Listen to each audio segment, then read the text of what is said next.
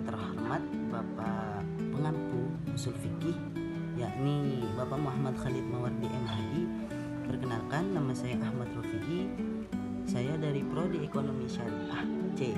Di sini saya akan menjelaskan tentang ijma. Baiklah, kita bahas tentang pengertian ijma terlebih dahulu. Ijma di sini memiliki dua arti, yakni azam dan ittifaq. Azam ialah niat seseorang untuk melakukan sesuatu atau memutuskannya. Sedangkan ittifaq ialah kesepakatan beberapa orang untuk melakukan sesuatu. Secara istilah, ijma ialah kesepakatan beberapa orang atau para mujtahid untuk melakukan dari umat Nabi Muhammad SAW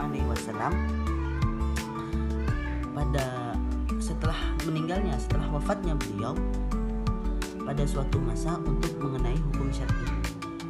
Kita lanjut ke pembahasan berikutnya tentang ciri-ciri ijma.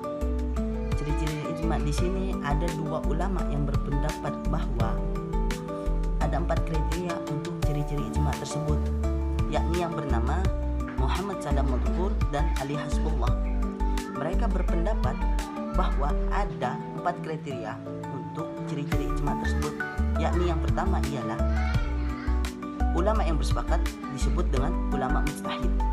Yang kedua, semua ulama yang bersepakat adalah semua ulama mujtahid dan tidak ada yang boleh menyalahkan kesepakatan tersebut. Yang ketiga, objek pada wilayah tersebut ialah persoalan yang ada di wilayah ijtihad tersebut. Keempat, ijma yang dilakukan harus setelah wafatnya baginda besar kita Nabi Muhammad SAW. Kita lanjut kepada kedudukan ijma. Seperti yang kita ketahui, para ulama usul fikih ini memiliki pendapat masing-masing, yakni ada yang mengatakan jika rukun-rukun ijma sudah terpenuhi dengan baik, maka ijma tersebut akan dibuat atau akan dijadikan sebagai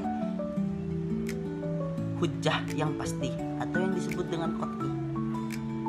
Karena hal itu, kita sebagai umat dari Nabi Muhammad SAW harus meyakini atau harus mentaati dan juga harus melakukan kesepakatan yang telah dibuat oleh para mujtahid atau para ulama usul fikih.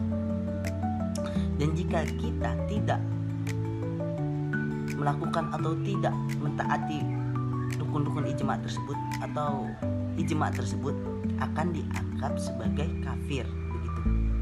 Selain itu, para ulama usul fikih ini juga telah mengatakan jika ada yang melakukan berpendapat tentang usul fikih ini, tentang ijma, atau dilanjutkan kepada generasi selanjutnya, maka tidak akan diyakini karena ijma di sini sudah dianggap sebagai qat'i, sudah pasti, hujjah yang pasti, begitu. Karena hal itu, ijma di sini sebagai adalah hukum syara dari ketiga, begitu, dari setelah Al-Quran dan hadis. Baiklah, kita lanjut ke pembahasan berikutnya tentang ciri-ciri ijma.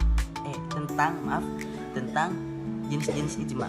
Di sini para ulama usul fikih berpendapat bahwa ada 2 jenis ijma tersebut, yakni ijma as-sukuti dan juga ijma as-sarih. Ijma as-sukuti ialah jenis ijma yang melakukan atau yang berpendapat secara diam, begitu, untuk diam, begitu. Sedangkan ijma as-sarih ialah jenis ijma para ulama usul fikih berpendapat secara langsung atau bersamaan, begitu. Jadi di sini kita sebagai dari umat Nabi Muhammad, begitu, kita harus mentaati dari rukun-rukun ijma tersebut. Baiklah, sampai di sini pembahasan saya. Jika ada kekurangan atau kesalahan, mohon dimaafkan. Saya pamit undur diri. Wassalamualaikum warahmatullahi wabarakatuh.